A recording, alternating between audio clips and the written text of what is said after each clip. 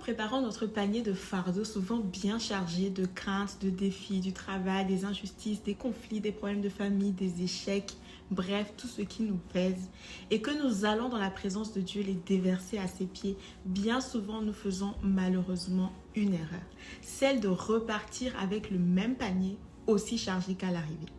On s'approche de Dieu, on sort un par un les fardeaux, on les lui présente, il nous fait du bien, on est soulagé et hop, au moment de partir, c'est « Merci Jésus de m'avoir écouté, j'ai apprécié ce moment avec toi, c'est très gentil de ta part, mais je reprends mon panier, après tout, c'est le mien. » Et à bientôt. Les amis, non. Matthieu 11, verset 28 dit « Venez à moi, vous tous qui êtes fatigués et chargés, et je vous donnerai du repos. » Des fois, le repos de Dieu peut être instantané ou peut prendre du temps. Tout dépend de la situation, du besoin et surtout de son plan.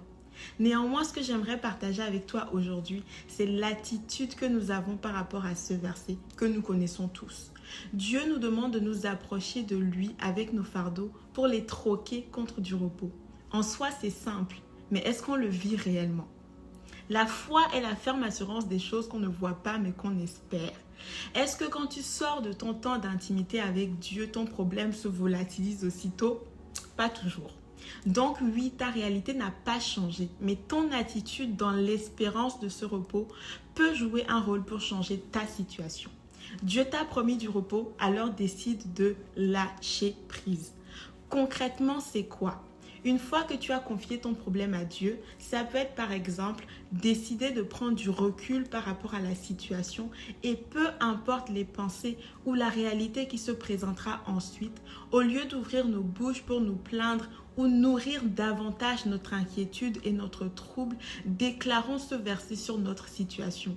Rappelons à Dieu qu'il nous a promis le repos et que nous lui avons tout confié. Proclamons ce que nous voulons voir arriver.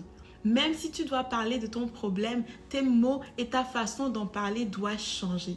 Décidons d'accueillir la joie, efforçons-nous d'adopter un positionnement d'assurance, renouvelons nos pensées même si elles doivent aller à contre-courant de ce qu'on vit. C'est ça la foi. Ne regarde pas à ce que tu ressens, mais regarde à qui Dieu est. Je répète, ne regarde pas à ce que tu ressens, mais regarde à qui Dieu est. Ça fera du bien à ton âme et c'est à mon sens le début du repos. C'est dans cet état d'esprit que tu seras capable d'entendre la voix de Dieu et de discerner la solution qu'il t'enverra pour ta situation. Ne faisons pas simplement des présentations PowerPoint de nos soucis à Dieu. Laissons-lui le fichier original et ne gardons même pas de copie, pas besoin. 1 Pierre 5 verset 7 dira « Mets tes soucis dans la main de Dieu car il prend soin de toi ».